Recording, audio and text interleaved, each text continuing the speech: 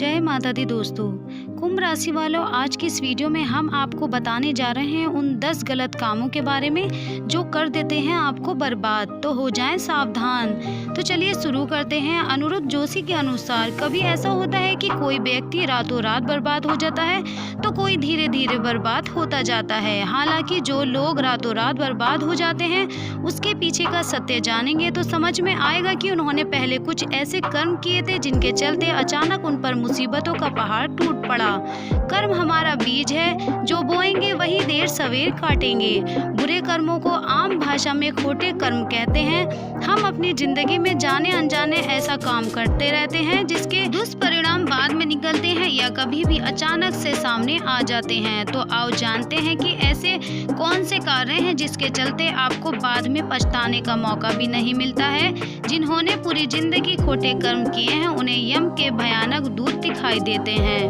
बासी भोजन करना, दक्षिण दिशा में मुंह करके खाना, भोजन के दौरान और बाद में पानी पीना, थाली में ही हाथ धोना, भोजन की निंदा करना, टूटी हुई थाली में भोजन करना आदि ऐसे कई काम हैं जो आपको गंभीर रोग और शोक में धकेलते रहते हैं। इसके अलावा अधिकतर समय अकेले ही भोजन करना, भोजन करते करते उठकर दूसरा काम करना और फिर से भोजन करने लगना, खाने में नमक कम है, तीखा है, ज्यादा है या फिर अच्छा ही नहीं बना आदि कमियां निकालना भी उचित नहीं है।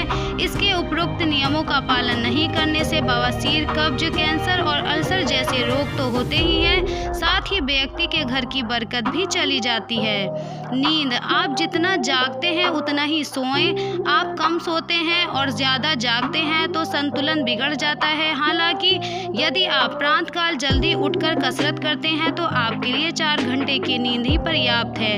नींद का गणित समझे बगैर देर तक जागना आपकी सेहत के लिए खतरनाक हो सकता है, लेकिन इससे भी जरूरी कुछ है। टूटे हुए पलंग पर सोना, पैर पर पैर रखकर सोना या दक्षिण दिशा में पैर करके सोने से आपकी उम्र ही नहीं आपके भविष्य पर भी दुष्प्रभाव पड़ता है। इसके अलावा बिना पैर धोए बिस्तर पर जाना और देर रात तक जागना उम्र को घटाता है। सूर्योदय और सूर्य अस्त के समय सोना शरीर को रोगी बनाता है और उम्र को कम करता है।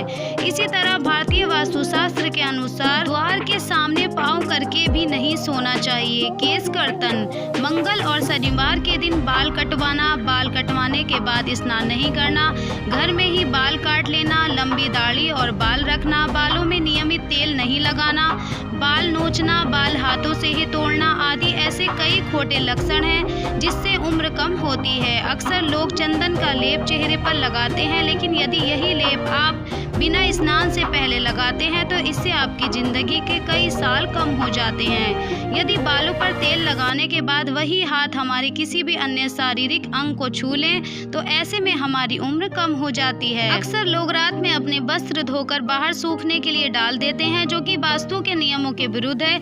इससे व्यक्ति को रोग तो उत्पन्न होते ही हैं, दूसरी ओर सुबह सूखने वाले कपड़े पहनने से उसे अचानक विपत्ति का भी सामना करना पड़ सकता है।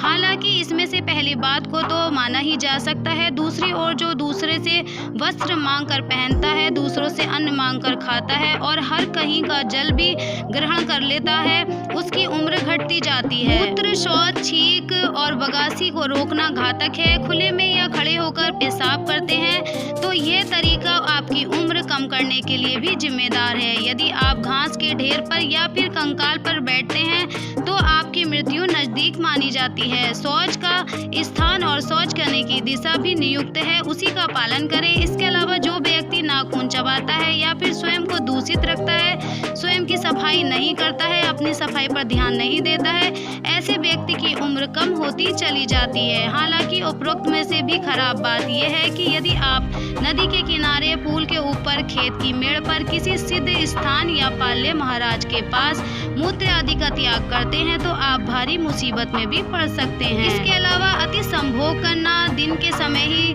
समागम करना या मंगलवार को समागम करने से व्यक्ति की उम्र तो घटती ही है, साथ ही उसे गंभीर रोग भी उत्पन्न हो सकते हैं। मंगलवार को संभोग करने से उसको अपने जीवन में अचानक किसी शोक का सामना करना पड़ सकता है। कहते हैं कि देखिए, अत्यंत भोगी, विलासी और काम वासना में ही लिप्त रहने वाला व्यक्ति धीरे धीरे मौत के मुंह में स्वतः ही चला जाता है। बहुत से लोग संभोग करने के अलावा इसी तरह की बातें करते हैं, फिल्म देखते हैं या कल्पनाएं करते रहते हैं।